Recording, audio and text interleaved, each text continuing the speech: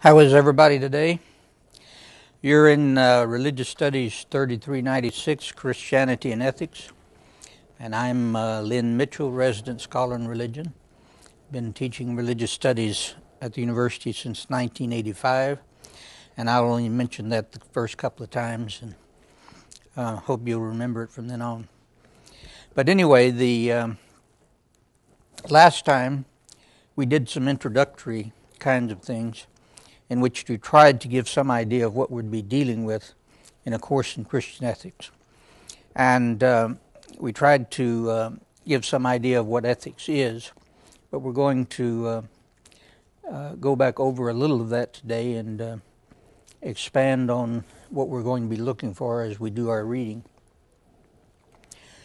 As I indicated last time, if you're talking about Christian ethics, there is a basic theme that runs through it. There's a basic theme that runs through Jewish ethics and Christian ethics.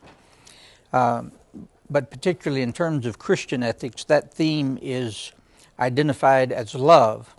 But as we indicated, the word love means so many different things in the English language.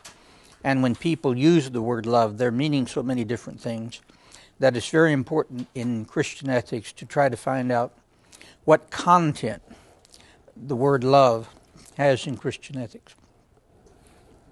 And what we're going to do is to try to understand the biblical sources of Christian love and how influenced society is by this development, or how Christian love has influenced particularly Western society, the concept of Christian love.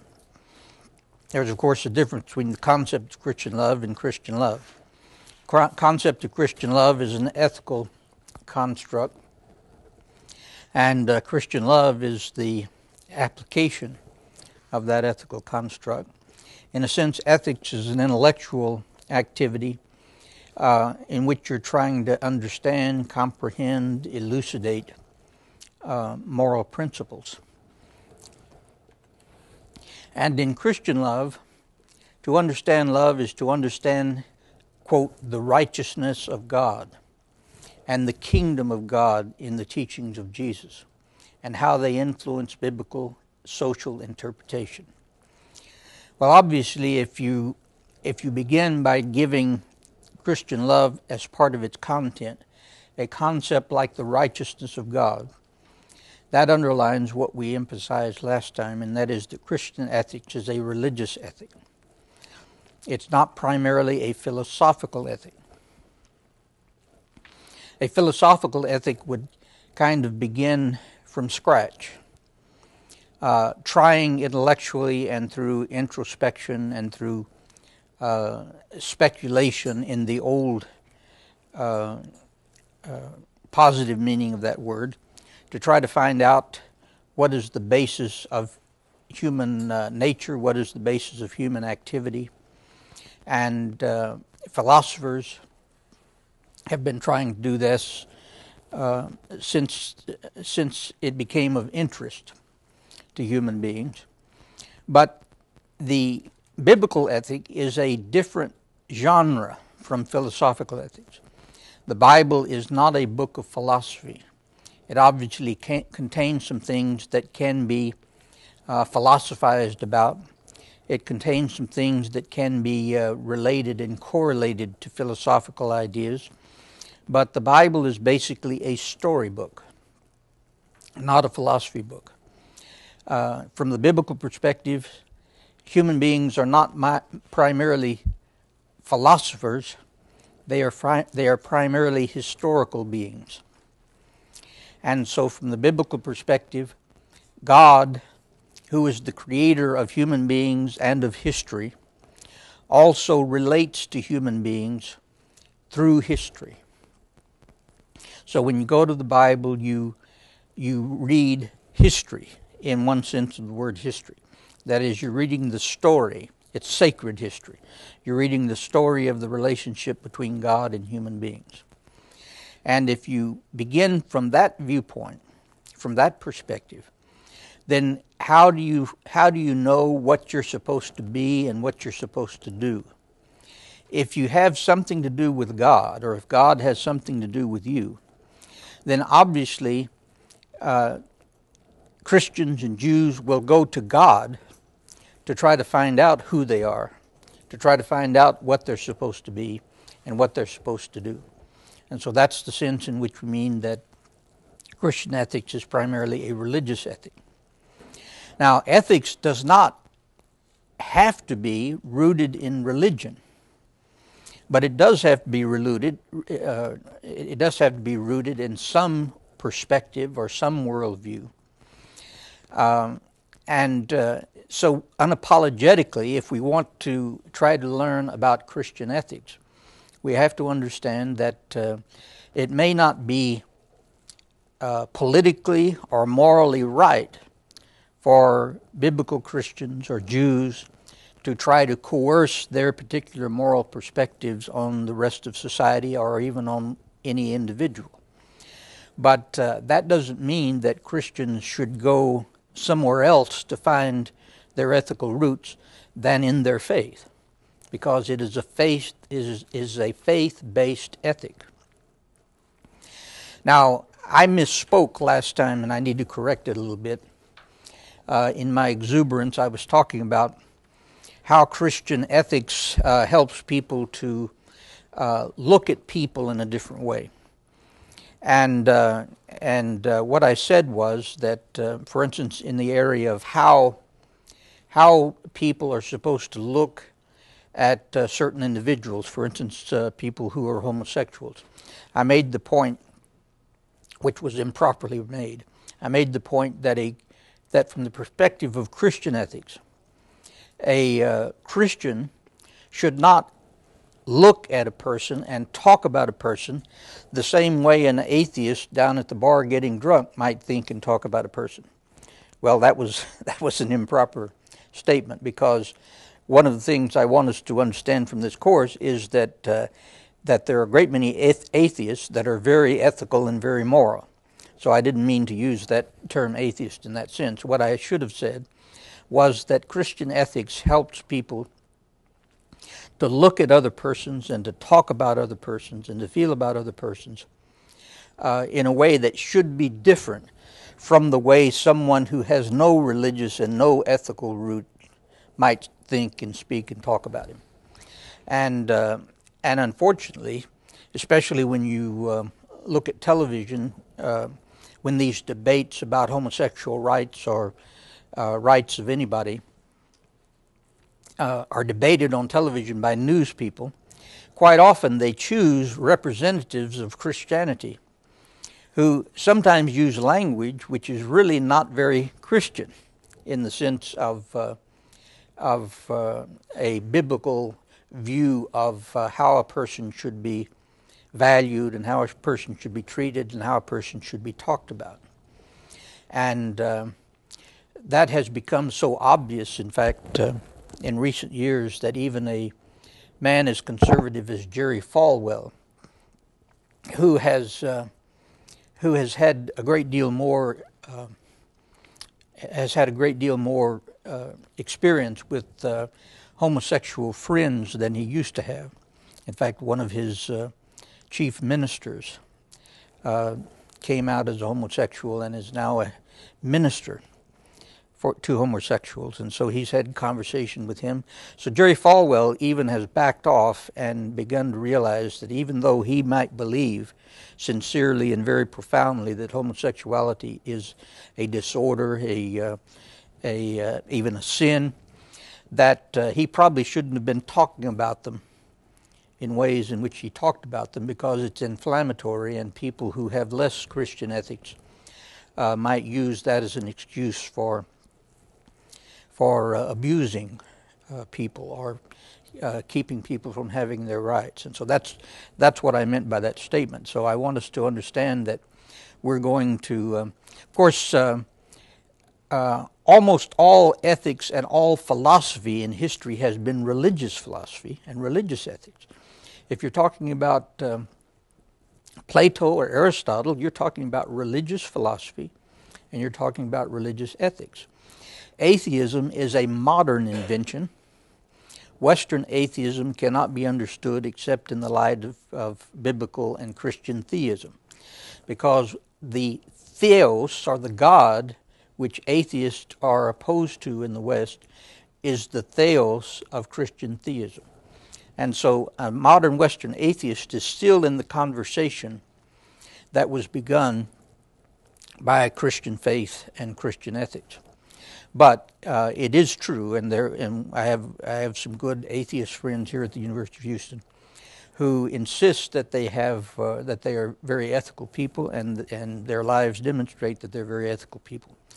I would want to argue, and we might talk about this later, that a great deal of the ethical perspective and the perspective on human nature that modern secular humanists and atheists have, they have because their ancestors were Jews or Christians. And that may be just a sociological fact, but that doesn't mean they don't have ethics. But I believe that there is some historical connection between the way Western secular humanists think about the nature of the human being and civil rights and equality and so forth, that it owes to the conversation in Western culture that went on between the biblical faith and European culture. But the righteousness of God, as it's in quotes here, refers to the concept in the Old Testament. And the righteousness of God is a concept which is important for both the Old Testament and the New Testament. In the New Testament, it's discussed in a somewhat different way. But the righteousness of God is the source for thinking about what a human being is supposed to do. Because from the biblical Christian perspective, a human being is God's creature. That's the most important thing about him. He's God's creature who has been created in the image of God. How could ethics then be based on some other premise? If God is the creator and human beings are the creature, then the most important relationship is between the creator and the creature. And from the biblical perspective, that's how God intended it. He did not create human beings by accident. He created them on purpose. He created them to have fellowship with him. He created them to be like him in some way. And that's what the image of God means. And if God is righteous, what does that mean? The Old Testament talks about the holiness of God, the righteousness of God, and so forth. We're going to have to contrast the righteousness of God, which is the character of God. We're going to have to contrast the righteousness of God with the character of the other deities which were available to people in the Middle East at the time when the Jews chose this God. In other words, as you read in the Ten Commandments, the beginning of the Ten Commandments, the God of Israel says, "I am the Lord your God who brought you out of the land of Egypt." If you want to know who I am, I'm the one who brought you out of the land of Egypt. "And you shall have no other gods before me." He doesn't mean that there are no other options. There were obviously options. They worshipped other gods. When they came down to the foot of Mount Sinai, they worshipped another god. So there are options. That doesn't necessarily mean that these options are true gods in the sense that the one God is God. But they are still gods in the sense that people worship them. And so idolatry is always, that's what the Bible calls idolatry. Idolatry is always an option. And even people, one of the things the Bible makes clear is that even when people believe they are worshiping the one true God, they may actually be guilty of idolatry. I gave some examples of that last time. The inquisitors of the Spanish Inquisition. What concept of God must they have had to believe that the God of Jesus wanted them to torture and persecute people because of a different faith? Their concept of God must have been different from the concept Jesus had of God. And so, in that sense, we can say that from the perspective of Christian faith and Christian theology, Not all Christians who claim to be worshiping God are actually worshiping the God who has revealed himself in the biblical history, or who has revealed himself in Jesus Christ. And that's one key by which to understand the history of Christianity, which has not had a very good record in terms of faithfulness and Christian ethics. It's not had a very good record of manifesting the righteousness of God. It has had a good record in the sense that there has always been a line of Christians throughout history who have had kind of a prophetic relationship to their culture and even a prophetic relationship to their church. You know, not always there have been some Christians who were in opposition sometimes to what their church was doing. At all times there have been some Christians who have been opposition to what their government was doing, even if their government considered themselves to be Christian. So that's part of the tension. We're going to talk in a minute about the tensions within Christian ethics. Part of the tension in Christian ethics is that there are lots of Christians. There are more than 1 billion Christians now. That is, there are more than 1 billion people who claim to worship the God of the covenant, who claim to worship the God of Abraham, Isaac, and Jacob, and Jesus. But if you read the newspapers, you obviously wonder whether some of these people who claim to worship the God of Jesus have any idea how they should act. For instance, some of them over the years have gotten involved even in genocide. Well, can it be that they're really paying attention to the story of Jesus or to the story of God's righteousness? Can it be that they're really paying attention to what God feels and thinks about human beings and how he wants them to be treated? That's what we're analyzing in Christian ethics. So when we talk about Christian ethics, we're not necessarily talking about how Christians have acted over the centuries.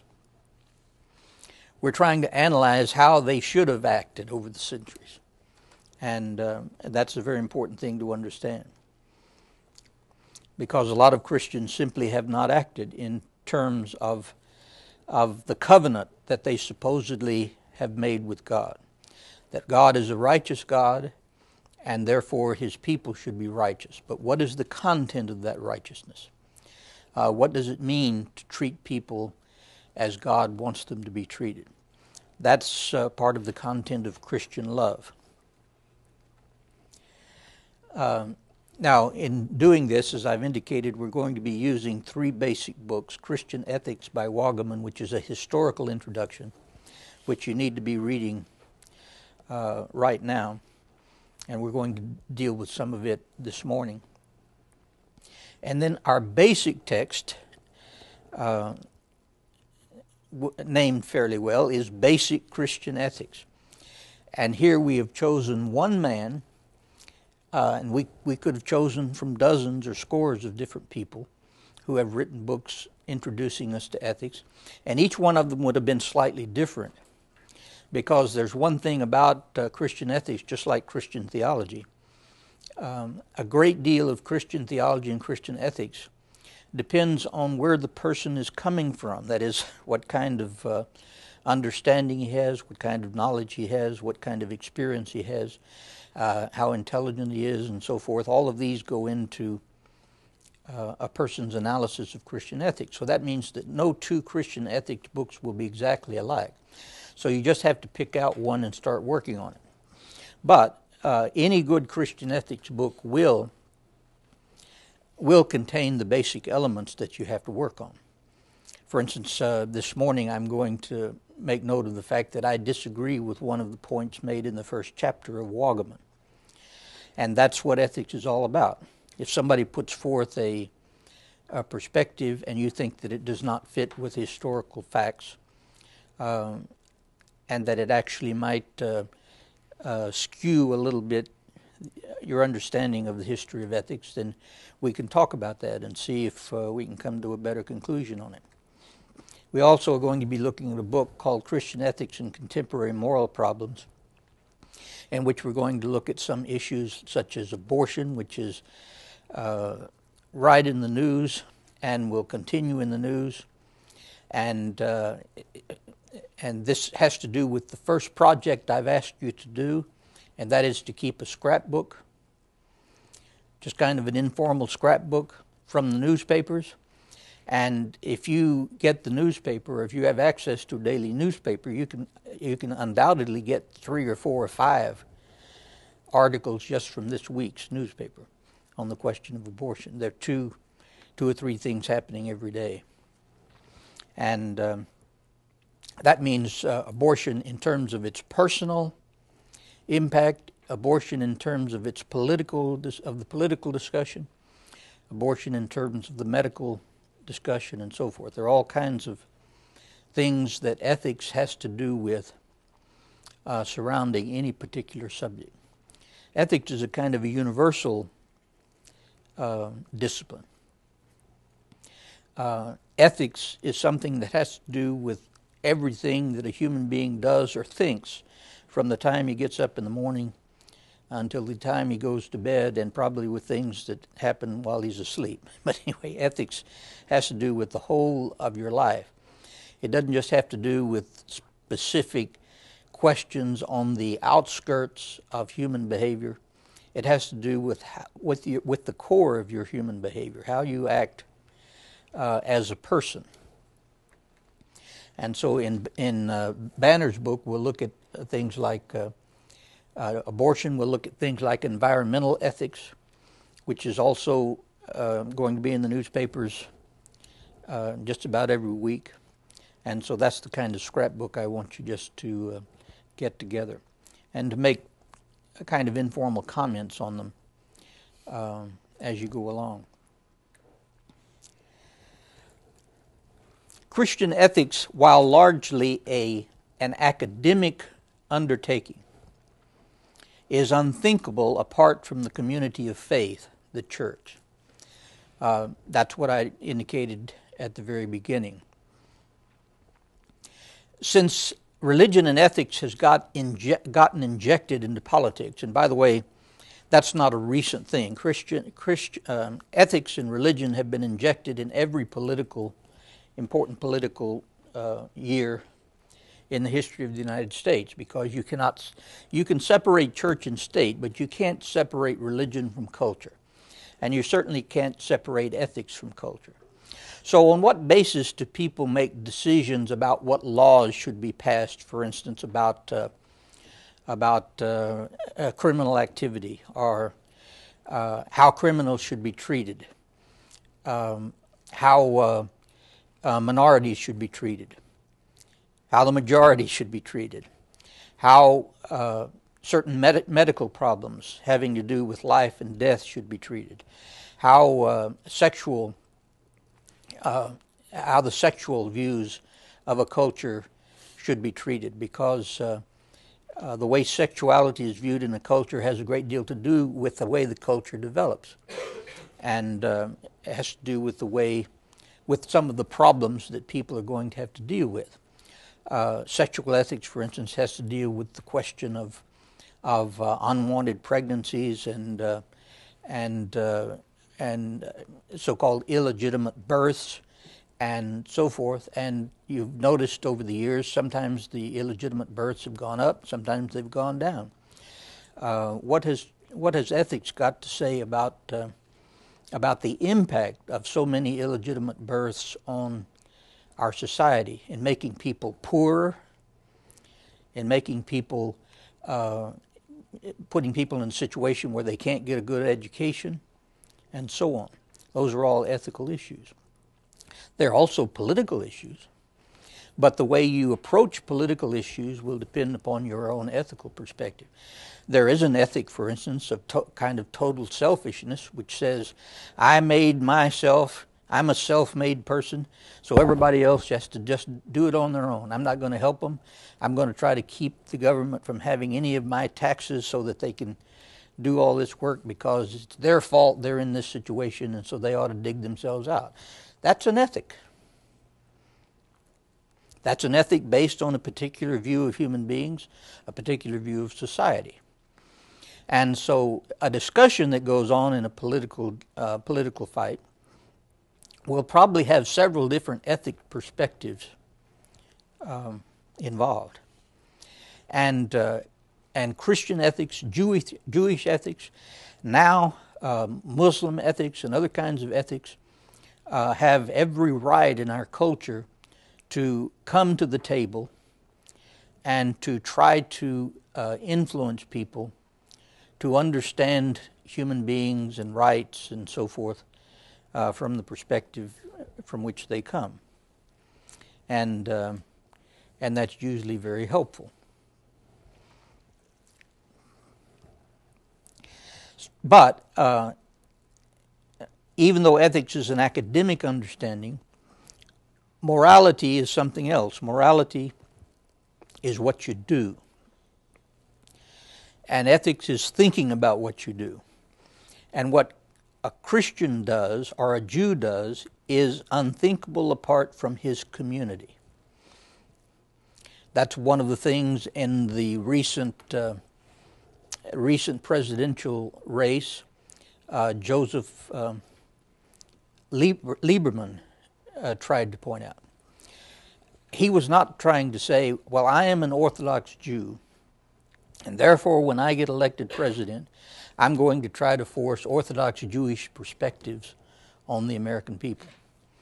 But he was saying, and people tried to get him to quit saying it, but he wouldn't. He was saying, I am an Orthodox Jew.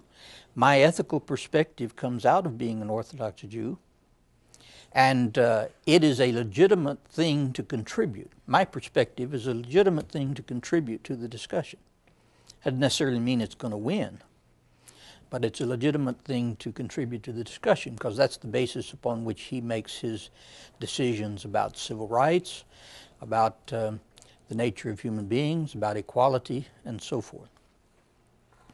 A secular humanist may make some of the same decisions, but he makes them from a different perspective. The New Testament, as the product of earliest Christian thought and tradition, is itself a part of the history of Christian ethics. Now, the New Testament is two different things. As a product of earliest Christianity, it is a part of the history of Christian ethics. But the New Testament and the Old Testament for Jews and Christians has another role to play. And that is they are religious documents of authority. They're not just history. They're documents of authority.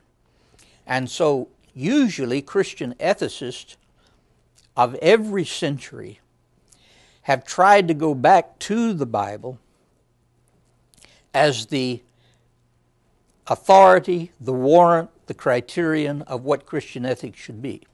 They may not have done that very well over the centuries, but if you're talking about a second century theologian, like one of the apologists, if you're talking about Anselm or Origen or Augustine or Aquinas or Luther or Calvin or modern ethicists such as Bonhoeffer and Paul Ramsey, they can't just start talking about ethics in some kind of pragmatic way.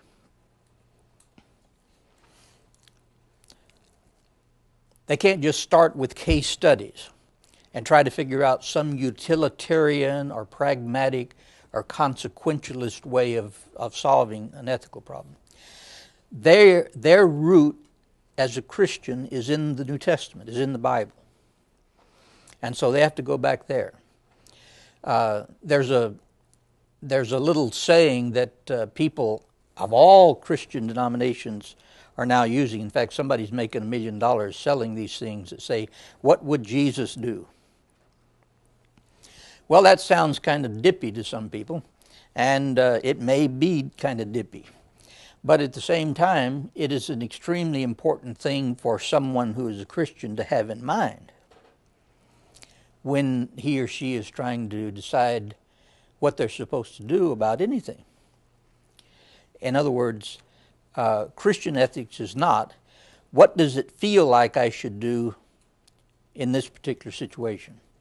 or what in this situation would be in my best interest, or even what in this situation would be in the best interest of the majority, or what in this situation would be in the best interest of this person or that person. A Christian ethicist begins with what in this situation is what God wants me to do. So in that sense, Christian ethics, if you wanted to translate it into a philosophical, ethical name, is deontological ethics.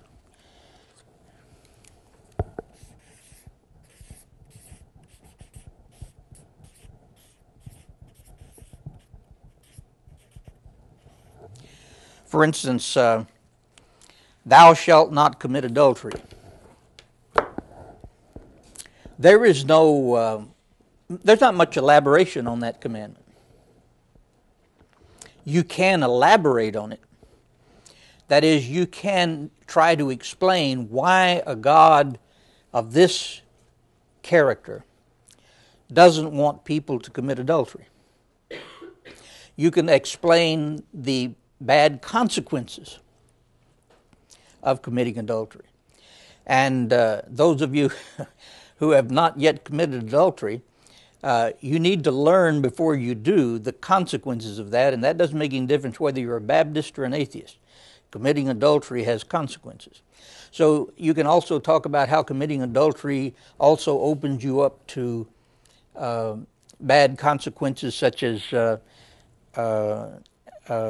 having an illegitimate child and then having to tell your wife about it, as happens fairly often in our culture among leaders. And it has consequences that even if you don't get the person pregnant, you may be messing around with somebody with AIDS or with some other kind of disease, and then you take it back to your wife. But it also may end up in the consequences of divorce. She may just boot your tail out of the house. Those are consequences. But the command doesn't really elaborate on those. It just says, I am the Lord your God who brought you out of the land of Egypt. This is the way I want you to treat people. I want you not to commit adultery. Now, it doesn't say I want you to quit having sex, because as we're going to see, sex and adultery are not the same thing. Sex is the creation of God. God kind of liked the idea of sex. It's his idea. He invented it according to the Bible. And so the command against adultery is not a command to cramp your style. It is a command to help you understand who God is and how God wants you to act toward other people. So in that sense, Christian ethics is deontological. It kind of flows from the command of God. And it's not something that you just figure out in the moment. And so in order to get, there's another word we need to introduce here too, and that's the concept of revelation. Religious ethics is losing out, especially Jewish and Christian ethics are losing out in a lot of our Western cultures because of the eclipse of the idea of revelation. The idea of revelation is not a very popular idea among American and English and European intellectuals because it assumes that there is someone who has the intention of revealing something to us. And Western academics and Western intellectualism for a long time has tended to give preference to an agnosticism, which says, well, there may be a God, but we don't know whether there is one or not. Well, you can't be very intent, concerned, or dedicated to religious ethics if you're agnostic. And if you're not agnostic, then you can still, if you're not agnostic, that means not that you know God exists in some kind of scientific or philosophical way, but that you begin, that the existence of God is a presupposition from which you work. It's a presupposition from which you think. It's a presupposition from which you live. Most Western people, up until recently, beginning with the Enlightenment, had no problem with beginning with the presupposition that there was a God, the most intelligent people in the world. So whether you believe in God or not has nothing to do with intelligence, but it may have something to do with your experience or with your education or the development of modern science or something else. But if you begin with the presupposition that there is a God, then it is quite reasonable to assume that if this God created you and is interested in you, he might try to communicate with you, and that's all revelation means. Revelation is not some kind of big theological term that has all this mystery to it. Obviously, it has mystery to it, because how God reveals himself is a very mysterious study.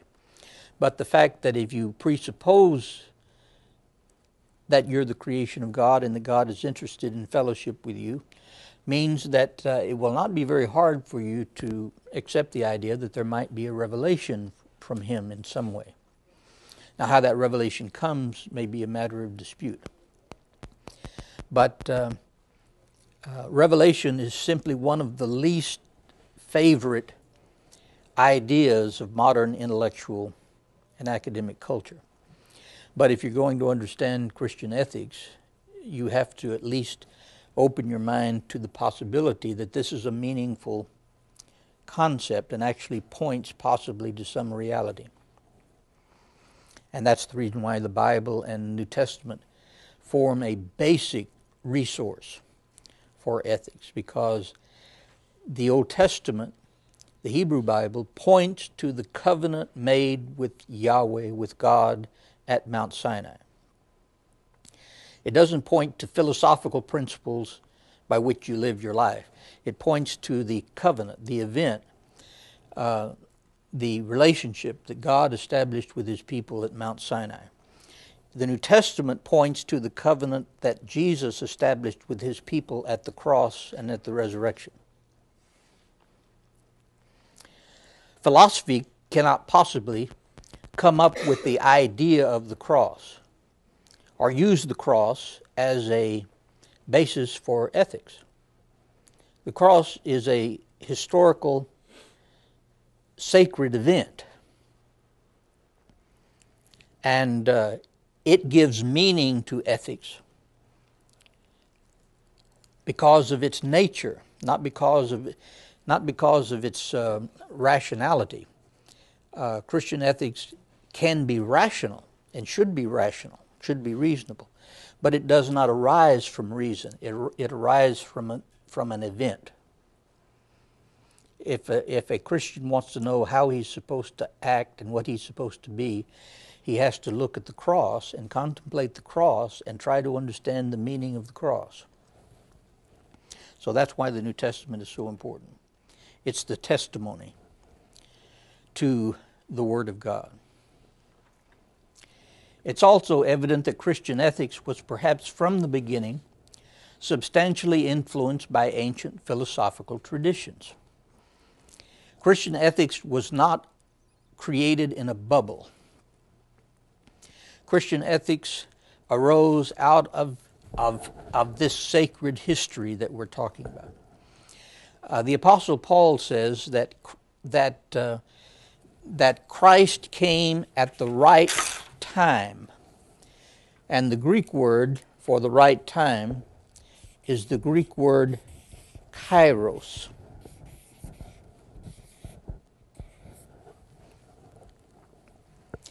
And the word kairos does not mean time just in the sense of a clock. It means time in the sense of a pregnant time, a fullness of time. In other words, the life of Jesus would have made no sense 800 years earlier. The life of Jesus only makes sense at a particular historical juncture. After, according to Christians, after God has made his covenant with Israel, after God has called Abraham, made his covenant with Israel, chosen Israel as a people, only then can the coming of Jesus Christ mean anything? Because the word Christ itself is a Greek translation of the Hebrew word Messiah. So unless the Jewish people were already looking for a Messiah, it would have no historical meaning to name somebody Messiah. And unless, in other words, the historical ground was cultivated and laid for the coming of Jesus, then he came at the wrong time. So what the New Testament affirms is that Christ came at the right time. And not only that, but it affirms that the revelation that came in Christ is a final revelation, which does not necessarily mean it's the last thing that was ever revealed. What that means is that it's final in the sense that this is the basic core of what God wants to communicate to his people. This is the place where God wants human beings to see that God has himself entered history. God is with us, and God is redeeming us. Well, that's a religious story. So when a Christian, for instance, I told stories last time about some very conservative Christian women actually going to prisons and finding the people that raped them or the people that murdered their kinfolks and actually wanting to visit with them and forgive them. You may doubt or not have much confidence in what it was that would cause these people to forgive somebody else, but they would have very strong confidence in it. Their answer would be, well, this is what Jesus wants me to do. Or, I have been redeemed and I have been forgiven, so I must forgive and redeem and allow other people to be redeemed. That's all religious language. And unless there's some kind of language like that, there's not going to be much forgiveness. Forgiveness as just a abstraction. You know, I can just yell at you all day. You need to forgive everybody. You need to forgive everybody. But unless there's some kind of content to the impulse that you have to forgive, then it probably won't take place. That's not the only content that forgiveness can have. There are people that can forgive on other bases, but what I'm saying is, if you want to study Christian ethics, you have to understand what is the content of the Christian impulse. But on the other hand, Christianity moved into a pagan culture. That is a non-Jewish, non-Christian culture. When I use the word pagan in this course, I'm not using it as a pejorative term. I'm using it as a historical term which characterizes people who are different religious traditions in Europe from Judaism and Christianity. And Christianity moved into a pagan culture.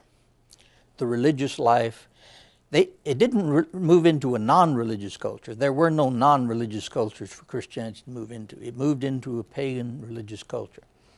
And some of these people in these pagan cultures had actually transcended some of their pagan mythological background and actually begun working more in the area of philosophy.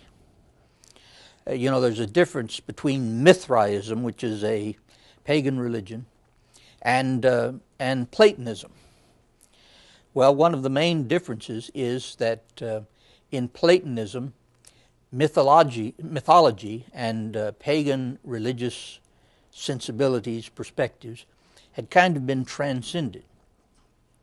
And that's what makes Platonism, Aristotelianism, and other Greek philosophical schools that arose even before the time of Christ so potent, at least among the intellectual people of Europe. So when Christianity moved into these areas, it had to come in contact both with the pagan religious elements and the more philosophical elements. Now, when you come into contact with these people, what do? Well, in a sense, it is dangerous for the biblical view of things to come in contact with these elements, but it's inevitable. It's also inevitable that these elements will have some effect on how the Christian faith is understood. And that creates a tension that lasts all the way through Christian history. As one of the earlier Christian apologists put it, what has Athens to do with Jerusalem? In other words, if you're really a Christian, then you must at all costs resist any influence of pagan philosophical thought on Christianity, because Christian thought comes from the revelation of God. Pagan philosophical thought is a naturalistic theology. It's a naturalistic philosophy. It's a natural philosophy. And so they can't be the same thing. And in fact, in some instances, they're exactly the opposite. For instance, Plato's view of the value of the human body and of human historical existence is almost the opposite of the biblical view of the value of the human body and the value of human existence. So if these two philosophies get together, they may produce a hybrid which is kind of schizophrenic. That's because it's Christian, it values the goodness of the body and the goodness of historical individual existence, while at the same time it may have imbibed some ideas that actually put into question the value of the human body, sexuality, the goodness of sexuality, and so forth. And that, in fact, historically is exactly what happened.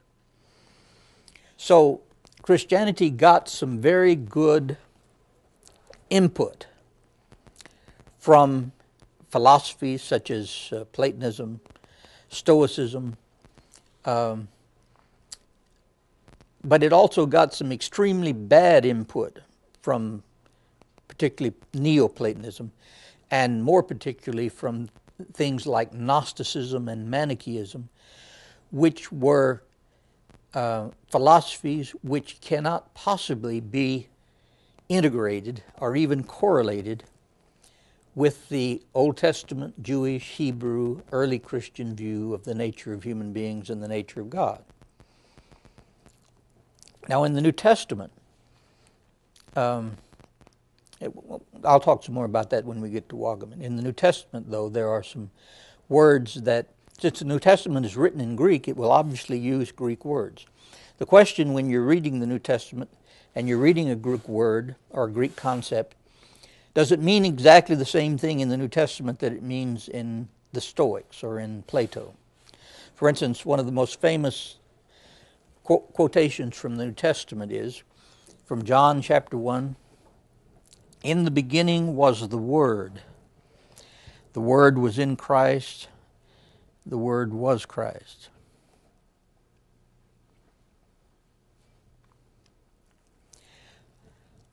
The Word was God. The word word is logos. It's the Greek word logos. Well, Stoics talked a lot about the logos. The logos was kind of the rational, the thing that held the universe together. The Word of God, the logos of God, is what kind of held the universe together rationally. So there's probably no doubt that the author of the Gospel of John has some hint of the Stoic and the Platonic view of logos in his word. But he's using it to try to affirm something that a Stoic and a Platonist would not affirm at all. He's affirming that the logos became human. In other words, the logos indwelled a human being. And in that sense, God, through His Word, has become human. Well, a Stoic would agree with the first part of that sentence. In the beginning was the Word, and the Word was God.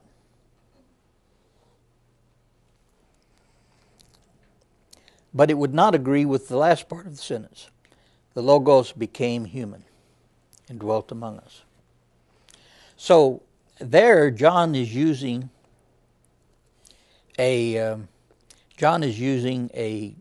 concept which is well known among Greek thought, and he may be using it deliberately in order to kind of trip the mind up a little bit, because you first think you're hearing a nice Stoic statement, but actually what you're hearing at the end of the sentence is a very radical Christian statement about the nature of Jesus.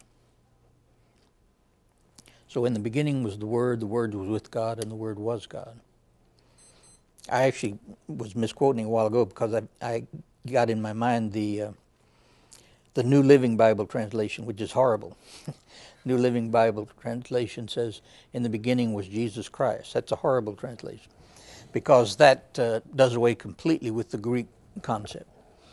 And so if you want to study that, you need to study the Word. In the beginning was the Word was with God, the Word was God. So far, Christianity would have no disagreement with Stoicism or with Platonism or Neoplatonism. But all of a sudden, he just goes to a radical disjuncture. The Word became flesh and dwelt among us, and we beheld His glory. That's the Christian gospel. But it's the Christian gospel told in language that a Stoic would be familiar with. In fact, he would be so familiar with it, he would probably get angry hearing it, because there is no concept. Plato's God does not become human. He has no interest in becoming human. He has no interest in fellowship with human beings. He has interest in fellowship with immortal souls and immortal spirits, because they are part of him. And it's even iffy to talk about fellowship, because Plato does not want fellowship with God. He wants unity with God, because Plato believes that the only part of him that is of any ultimate value is his soul, whereas the Jews believe that the whole person, including body, soul, and spirit, is of ultimate value to God. And so that's the sense in which the incarnation, the humanizing of God, or the becoming human of God, is the key difference between Christianity and Judaism, and the key difference between Christianity and all pagan philosophies of the period.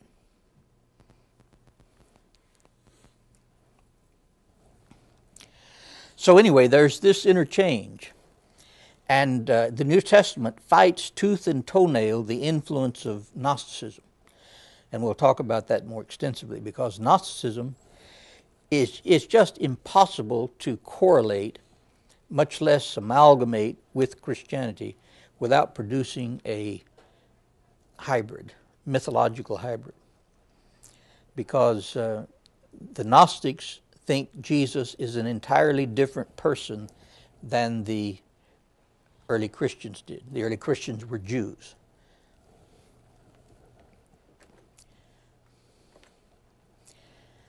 The product of more than 1,000 years of development, the Bible presents us with an extraordinary mixture of materials with which to think ethically.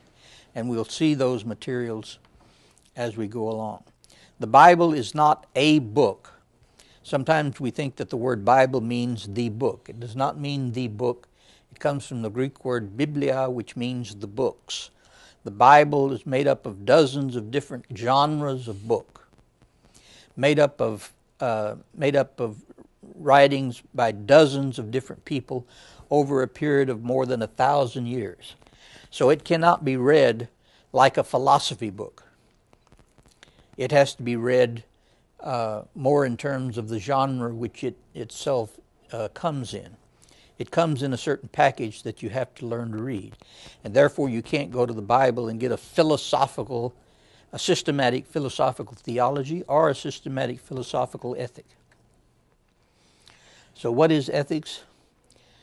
Ethics deals with ideas, objectives, behavior, theory, philosophy, perspectives, and we'll have to see how those work all the way through.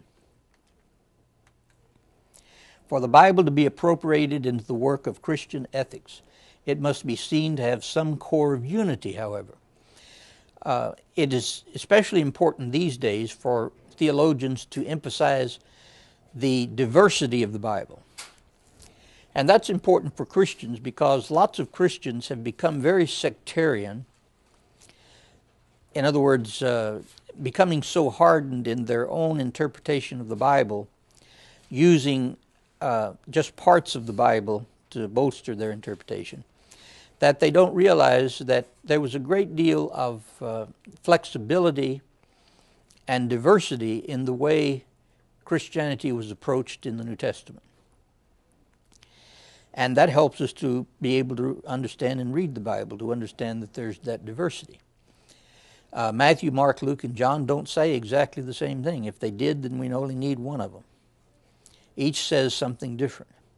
Each is written by a different person with a different personal perspective, different theological language.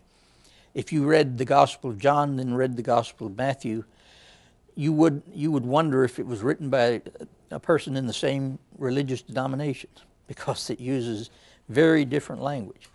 Well, there's nothing wrong with that. That means that the revelation of Jesus Christ, the New Testament writers consider the revelation of Jesus Christ to be so profound that it could be elucidated in several different ways for different people. For instance, if you wrote to Roman people, or if you wrote to Greek people, or if you wrote to Jewish people, or if you wrote to other Gentiles, you would have a different way of approaching this story of Jesus in order to make it click. There's some things that Matthew says about Jesus which make no sense at all to a Roman, because it was written primarily to Jewish people. There are some things that Luke says about Jesus which helps Romans understand, because it is written particularly for Roman readers. But there still is a core. If you're going to do Christian theology or Christian ethics, you still have to understand that there is a core of unity. It may be difficult sometimes to isolate. You don't really want to isolate it, but you want to try to find the core there. And so theology and ethics is thematic.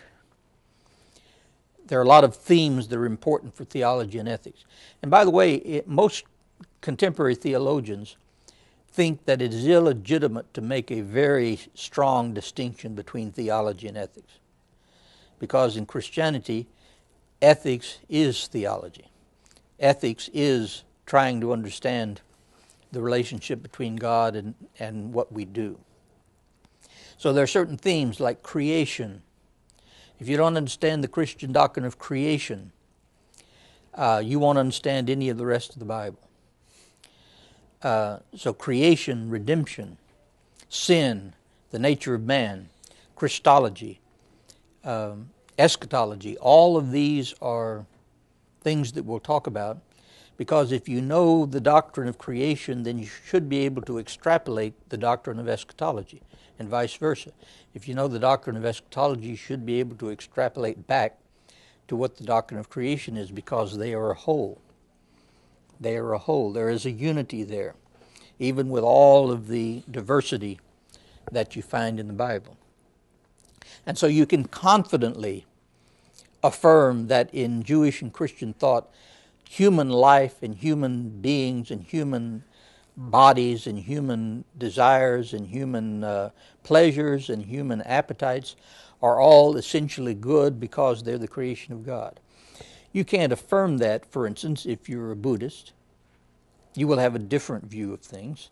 Or if you're a Gnostic, you'll have a different view of things. We can't decide in this class which one is right, but we can decide what the difference is between these various ways of looking at things.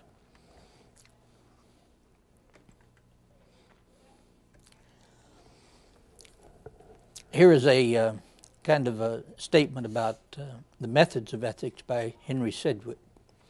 The impulses from which the different methods take their rise exist to some extent in all men, and the different claims of different ends to be rational each man finds urged and admitted by his own mind in different states and attitudes. In other words, there's a sense in which we're going to be dealing in comparative ethics, just like you deal with comparative religion.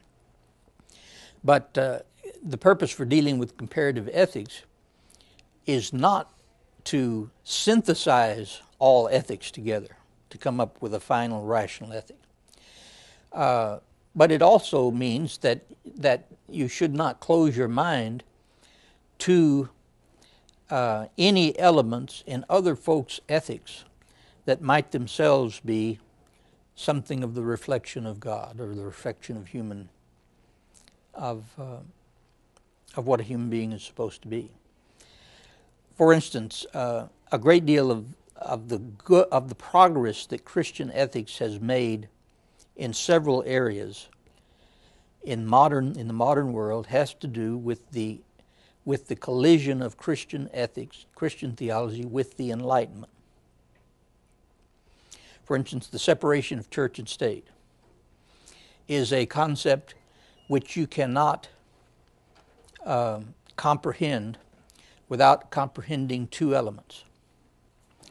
That is, the Christian ethical understanding of the nature of man and the nature of religion, and the Enlightenment understanding of equality and of rationality. So we're going to be dealing with all kinds of different mindsets, different states, and different attitudes. The central ethical notion or category in Christian ethics is obedient love. That's the term that Ramsey uses for it, and that's a good place to begin. The sort of love the Gospels describe as love fulfilling the law. Again, deontological. Love fulfills the law. From the biblical perspective, the law must be fulfilled. Well, you say, isn't the law the opposite of love? Well, that's one of those tensions we're going to be talking about. In the Bible, the law is not the opposite of love. From the Jewish perspective, the law, the Ten Commandments, is the embodiment of love. It's the embodiment of God's love. It's the embodiment of God's grace. It's the embodiment of God's righteousness. The only difference Christians make about that is that Christians point out something very important, and that is that human beings, even though they are going to be judged, that they are originally judged by the law and are required to fulfill the law, they do not have the capacity to fulfill the law. In other words, there is a concept of sin which is much more dramatic in Christian ethics than it is in any other kind of ethic. That is, that human beings are required to be righteous, but they are not. If they are required to be righteous and they are not, then how is the law related to ethics? Well, the law, in a sense, points out what we're supposed to do, but the law can't get us to do it. And so that's where the concept of grace comes in. And so we learn love by studying the grace of God. We don't necessarily know love by studying the law. We know the love by studying the grace of God. And then the law, in a sense, kind of guides us into how the love of God is manifest in our everyday life. As Paul says, love is faith that works through love. Now, there are several tensions within the biblical tradition that we need to keep in mind. And by tension, we mean something that shouldn't be, this tension should not be released. You know, if I'm pulling on one end of a rubber band and you're pulling on the other end of the rubber band, probably after a while, one of us is going to get tired and let it go, and we're going to pop the other one. Tension in Christian ethics should never be let go. You know, you should never let go one of the ends at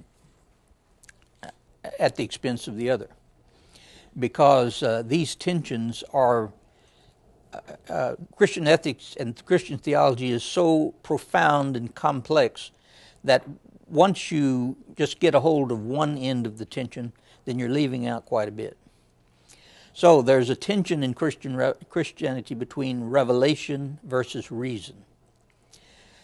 The tension is that quite often reason gets to the point where it feels no need whatsoever for revelation. It assumes that if you can come to all of the knowledge and conclusions that you want to come to through reason, then what is the use of revelation? And some of the Enlightenment folks, the Enlightenment rationalists, even condescendingly said, well, you need revelation for ignorant people. But for really intelligent, rational people, you don't need revelation.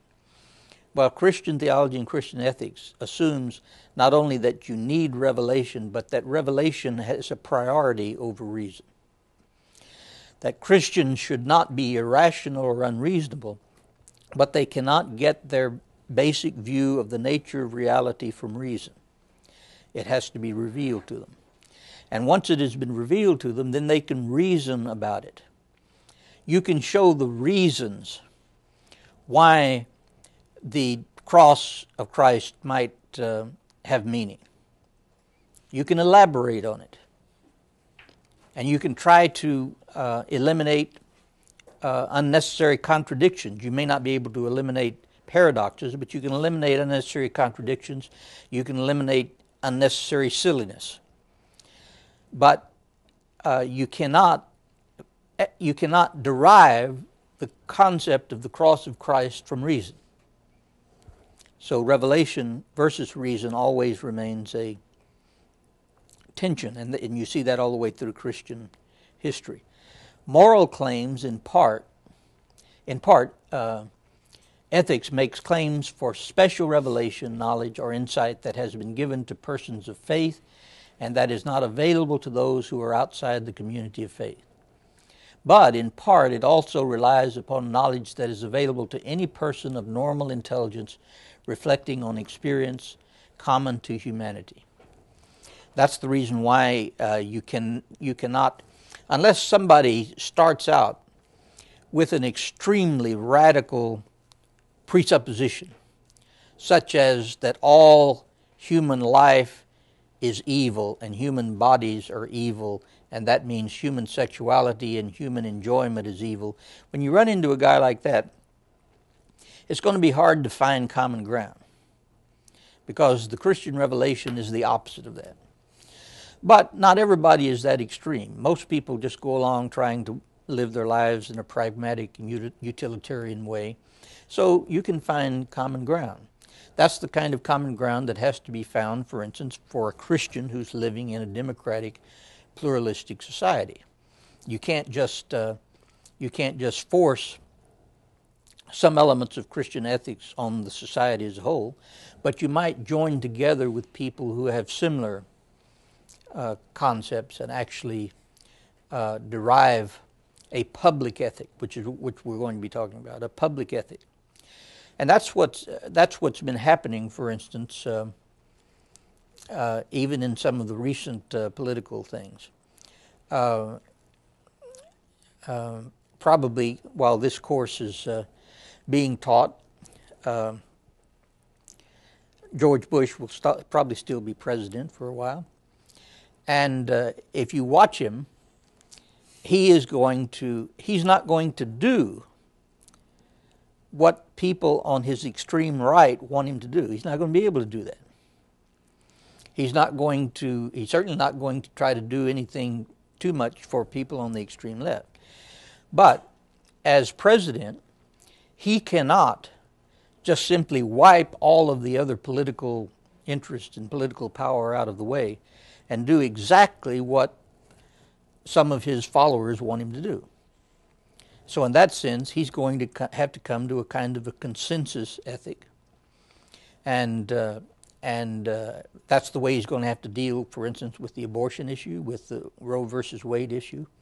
He's probably going to be able to he's probably going to be able to affect the abortion issue in America and internationally in certain ways. But he's not going to be able to sweep away everything that came before him.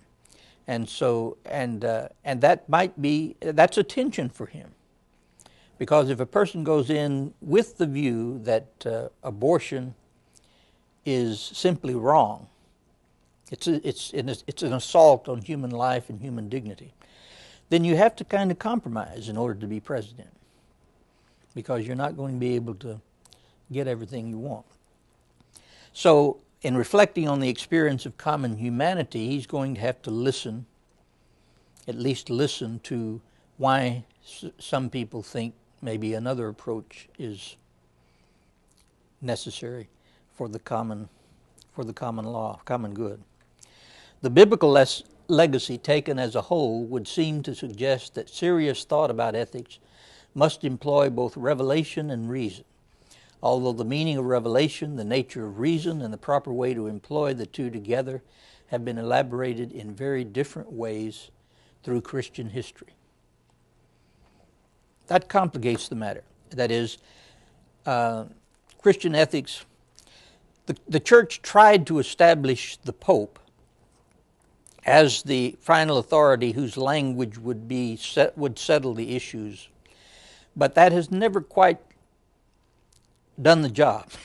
Even in the Catholic Church, the way the Pope states issues does not necessarily just settle over all Catholics and make it so they can't talk about it in any other way. So Christians throughout the centuries, especially since most Christians do not have a Pope, they generally assume that you go back to the biblical materials. So there's always going to be different ways of stating these things, and ultimately different conclusions.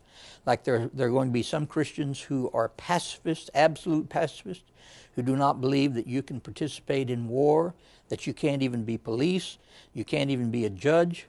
And then there are going to be Christians who are tend almost toward being militarist. And so in between those, you'll find a great deal of different ways of thinking about ethics.